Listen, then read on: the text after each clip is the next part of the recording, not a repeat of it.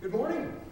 Good to see you all here this morning. I don't know if anybody caught some of the financial news from the last week. Have you noticed that right now the economy is not exactly humming along? Anybody kind of notice that? If you live in Michigan, of course, that's old news.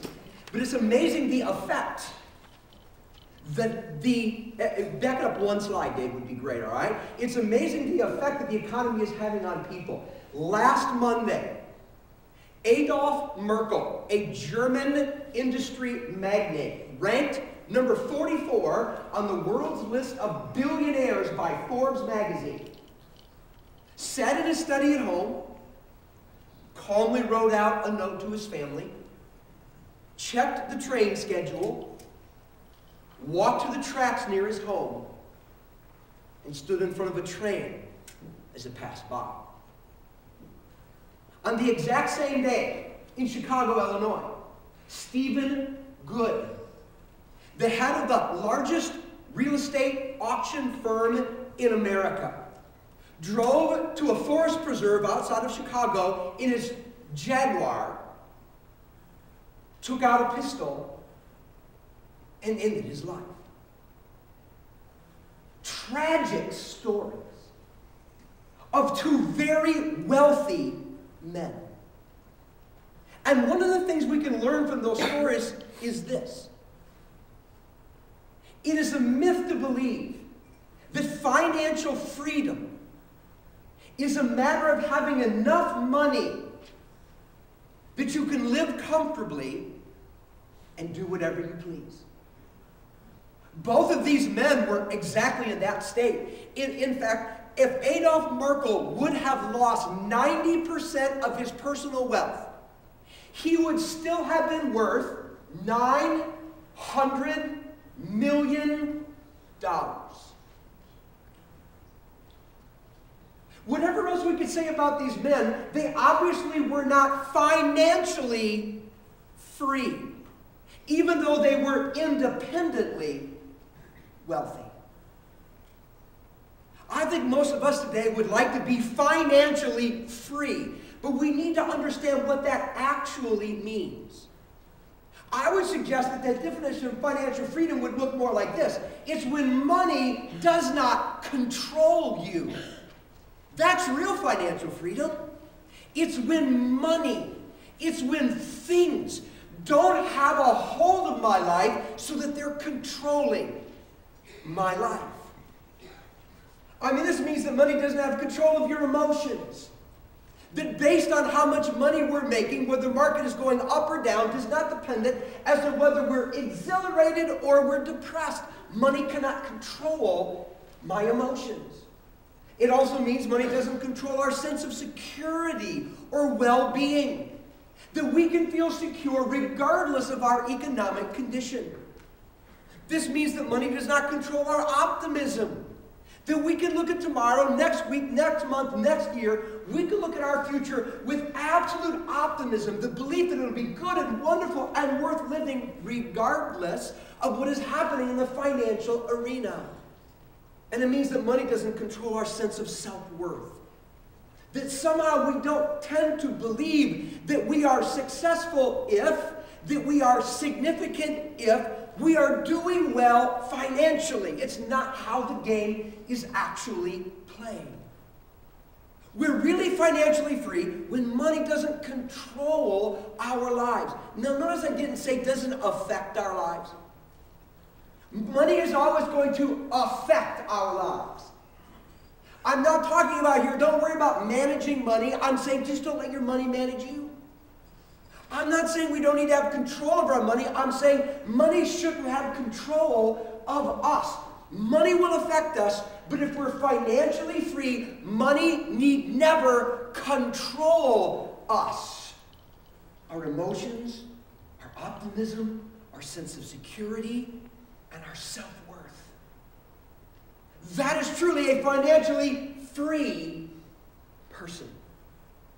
Now we can ask ourselves this question. How in the world can you get financially free? How can I make it so that money, while it may affect me, can never control any of these things in my life?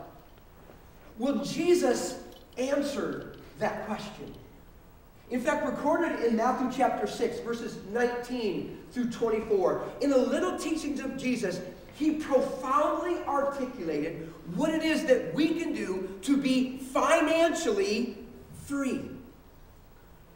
Jesus' teaching there begins with these words. He says, "Do not store up for yourselves treasures on earth, where moth and rust destroy, and where thieves break in and steal.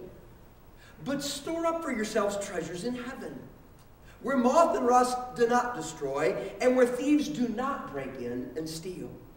For where your treasure is, there your heart will be also." The first thing Jesus taught us in regards to being financially free, we could put this way: build a righteously unbalanced portfolio.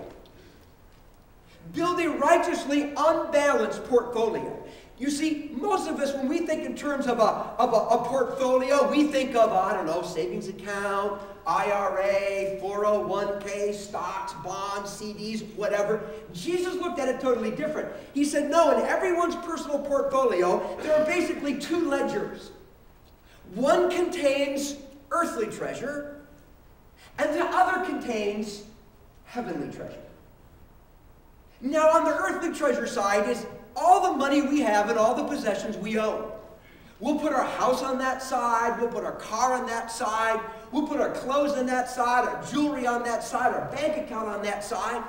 Maybe we have a boat, we'll put it there. Maybe we have a vacation home, we put it there. Any earthly treasure, anything you possess, any dollar you have, well, that kind of goes on the earthly treasure side of the ledger. On the other side of the ledger, Jesus would say, there's this eternal treasure. Eternal treasure. Heavenly treasure, he put it. What in the world is that? Heavenly treasure is the reward that is deposited for you in eternity, in heaven, for every act you do to reveal the loving, good heart of God or to help others move closer to God. That's what it is. Jesus on one occasion said this. He said, you know what? Even if you just give a cup of cold water in my name to a thirsty person, your reward will not be taken from you. Here's the concept Jesus said. It's like there's this heavenly bank account with your name in it. And every time you do something in my name to reveal the love of God and the goodness of God to another person, anytime you do something to help another person get to know me or move closer to me, there is a deposit made in that heavenly bank account that's got your name on it. And the day will come when you pass from this world into the next, and you will be able to lay claim to and enjoy forever everything in that heavenly account. You know, I wish I could tell you exactly what that looks like. But the fact is, I do not know. The only thing I do know is this. Whatever these treasures are that await for us, they are sources of eternal joy and satisfaction. We will enjoy them. We will be immensely satisfied by them forever and ever and ever. This is what Jesus taught. And what he's saying in Matthew is this. Hey, look, when it comes to building your portfolio, make sure you have a righteous imbalance going on. Have a lot more in the heavenly treasure side than you've got going in the earthly treasure side. It doesn't matter how much stuff you got. However your portfolio looks, have more heavenly treasure than you've got earthly treasure.